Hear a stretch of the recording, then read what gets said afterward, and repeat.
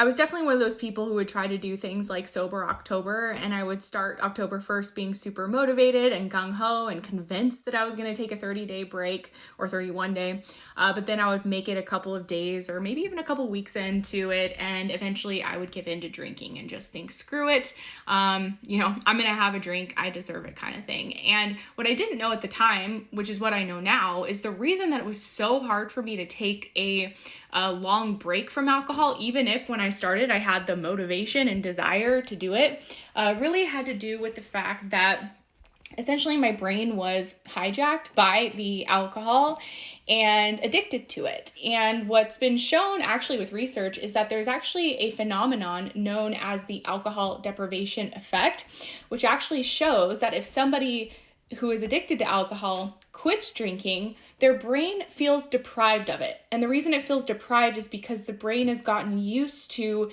the reward that it always gets from alcohol. So as soon as the brain isn't getting that reward anymore, it kind of goes into panic mode thinking, oh my gosh, where is that reward? On some level, the brain is mistakenly equating alcohol to a survival need.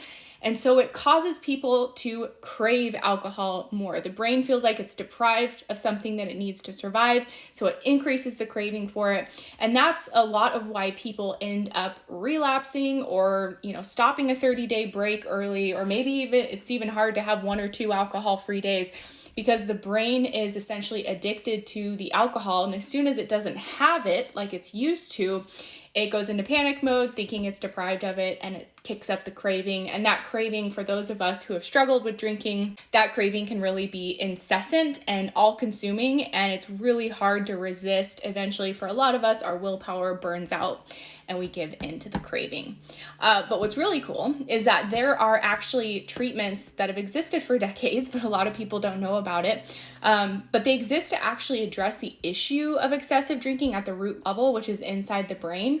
And it doesn't require quitting drinking to do this. This treatment actually is started while someone is still drinking, and over time it gradually reverses the addiction from the brain. It's pretty powerful.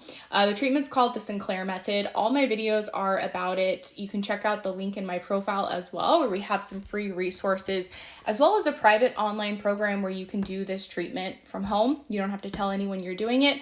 I know when I started on the treatment, I did it really secretly. I didn't even tell my husband because I had been struggling with my drinking for so many years and tried so many different things to fix my drinking, and nothing was working. And so I kind of thought, this is just another treatment that's not going to work. I'm not going to tell anyone I'm doing it. But to my surprise, it worked incredibly well, and it's proven to work really well, and it's proven to work for most people. So if you're doing Sober October or considering it, or maybe you're watching this and you tried Sober October and maybe you didn't make it through, or you just know you wouldn't make it through, consider looking into this treatment if you want to cut back on your drinking or if you want to go alcohol-free in the future. But again, what's cool about this treatment is you don't have to quit drinking if you don't want to. It just helps you gradually get your control back.